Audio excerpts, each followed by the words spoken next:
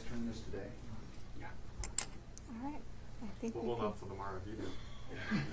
Hi, Lucy. Suzette. How are you? Doing well, Hi, thanks. guys. Sorry, so sorry that Yeah, everyone got the wrong address Okay, from you guys our all got advisory. here, though. So, I clearly could not figure it out. so my apologies, but thank you for braving the weather.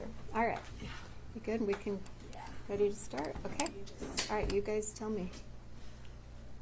I'm ready when you guys are. Okay. All right. Well, good afternoon, and thank you all for being here today.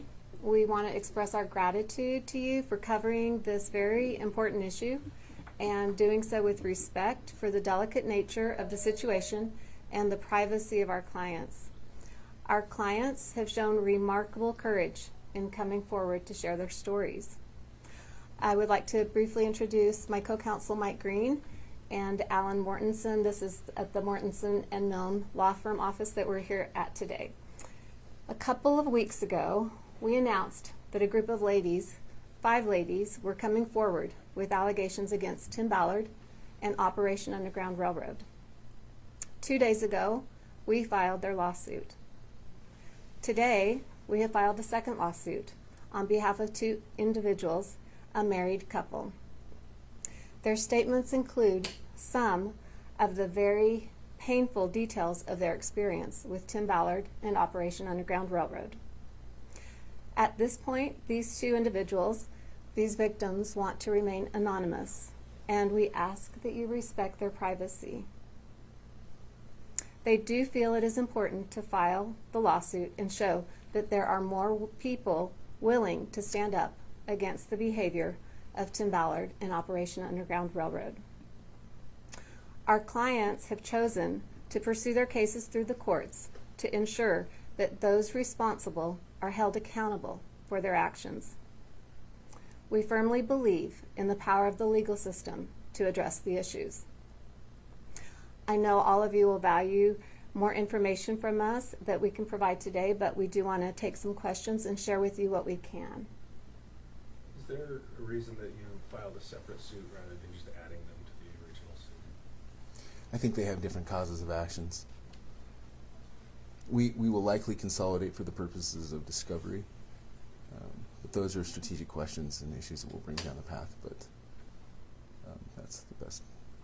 Can you just outline the allegations in this second suit and how they're different from the first one? Because I've read through both of them. They seem very similar, only this one's a couple versus the other one is the 5 women. Can you outline that for us?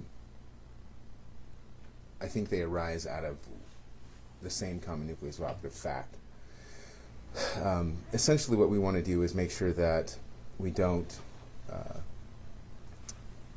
want to confuse the jury if we get to a jury. So when we tell stories, we want to tell stories that arise out of the same kind of transactions and series. Case 1 is going to have a story that kind of follows 3 of the victims. Case 2 is going to follow a couple. And the couple has a little bit different claims, but we don't want to confuse the jury at the end of the day. For discovery at the beginning, we'll definitely want to consolidate because they'll have very similar witnesses. But jury confusion is something we don't want to have happen at the end of the day. Tim and Catherine issued a statement today saying that they vehemently deny any of the allegations and look forward to going to court to prove essentially prove his innocence. I'm paraphrasing, but do you guys want to respond to that? I think we'll allow the court process to proceed. We'll go through the discovery process. We believe in the court system. We believe that the discovery process, the adversarial process in the courts bring truth to light. We trust these systems, and we will go through the process at this point in time. I know privacy is super important in this case.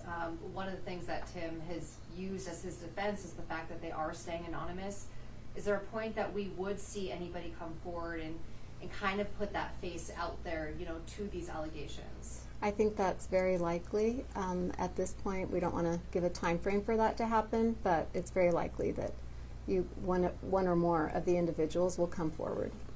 The court process will require that at some point in time. During the proceedings at this point, as we are going through the initial phases of the rules of civil procedure, we'll use the methods we have now to ensure that, but at the appropriate time, particularly if we go to a trial, they will obviously have to testify and be under oath. I think you touched on this at the original news conference, Suzette, but can you talk a little bit about why they want to remain anonymous? There's a footnote in this suit about threats that have been made against one of the husbands. Can you kind of just, I think we understand, but Yeah. for Yeah. those readers and listeners, viewers that might not. Absolutely. This is a very sensitive, private matter for the individuals. They're having to deal with a lot of very painful trauma, emotional and psychological, of what they were put through. And so for them to come forward and share their stories is very painful. For them to expose themselves, their children, their families, their spouses, very, very difficult right now. So they're trying to work through the process and healing, and their privacy is of utmost concern to them right now. But as we proceed through the process, they're aware and they're prepared to be able to testify in court. According to the complaint, Tim Ballard was excommunicated by the Mormon Church. Can you explain why you believe that's true, and any information surrounding that you've gained? I can't make any comments regarding Tim Ballard's church status or excommunication. But it is listed in the complaint, so you have reason to believe that somehow? Correct. The document speaks for itself, and as the evidence of that comes forward, that will be shed to light in the process through the court in discovery. And we should say that additional evidence is coming in and growing tremendously. So The complaint also lists 2 marriages have been broken up as a result of Tim Ballard's actions. Is that in addition to the second case? Is that now a 3rd marriage? the No. second case is one of the marriages, and we do say it's at least 2. Thank you. Is the second case civil as well? The second case is civil as well. Yes. At any point, did you guys go to the police and consider pursuing this criminally? This is we have spoken with our clients about that, and that will remain in their hands at this point in time. Did the people in this second case also try to go to the Attorney General's office, as some of the people in the first case said they did? As far as like filing a complaint or bringing these things up with them? I'm not aware. I don't think that we've explored that. The Attorney General told us yesterday that he had no knowledge of complaints that came to his office. What's your response to that in regards to at least the first case? I think we're focused on getting relief for our clients through the process for their egregious civil claims, where they're civil attorneys, and we're going to focus on getting relief for them through that process. Anything else that comes out of that process that involves collateral or second effects, we're not focused on at this point in time. Can you explain some of those pieces for when people who are hearing about this second case and wondering what are the differences? What are some of those pieces that make this case unique specifically to the other case? I think the fact that it's a married couple rather than an independent individual. And that creates a different kind of claim, particularly an alienation of affection claim.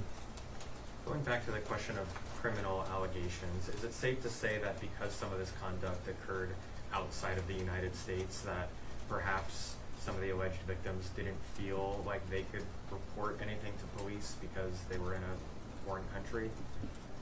I think it would be accurate to state that the victims lived in fear of retaliation and threats. Some of the activities and actions, behavior, conduct did occur within the U.S. and within the state of Utah, but a lot of it did occur outside of the country as well.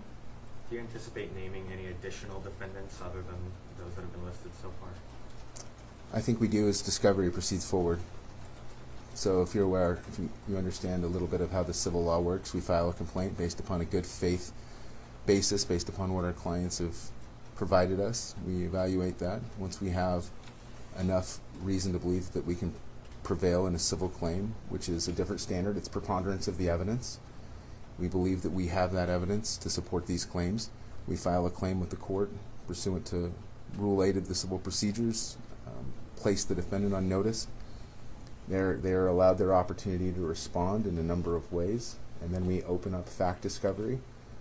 And fact discovery is where we really get to the details of things, when we start getting folks into depositions, requests for productions of documents, emails, text messages, and phone records, bank records. And then we have, of course, we may have an expert or two in the case to discuss how this works, and that's how that's going to proceed at this point in time. We're in the pleading stage.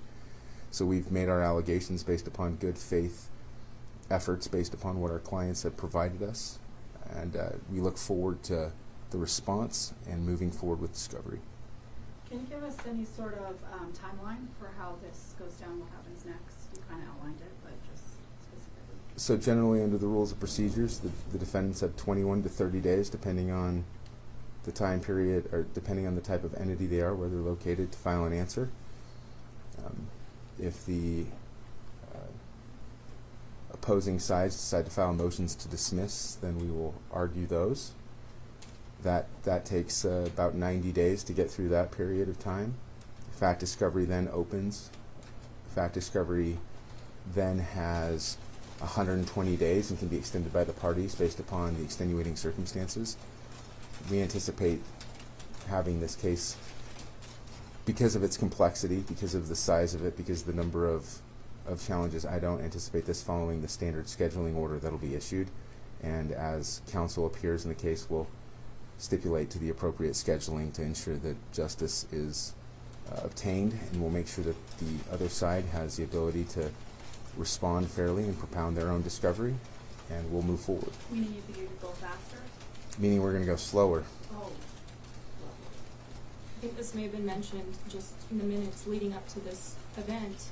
The Ballard family and Spear Foundation released a statement. It appears to address a milestone of a rescue mission, but then also addresses in the statement the victims that are named in the filings. What's this legal team's response to that? Have you seen it? I have not seen the statement yet. I haven't seen it yet. What my response is we'll proceed accordingly in the court system. So they have an opportunity to file their answer. They have an opportunity to file their motions, and we will proceed accordingly. Do you anticipate Explain. filing any more civil suits on behalf of additional plaintiffs? At this time, we do. Could you explain why Janet Russin was listed as a defendant?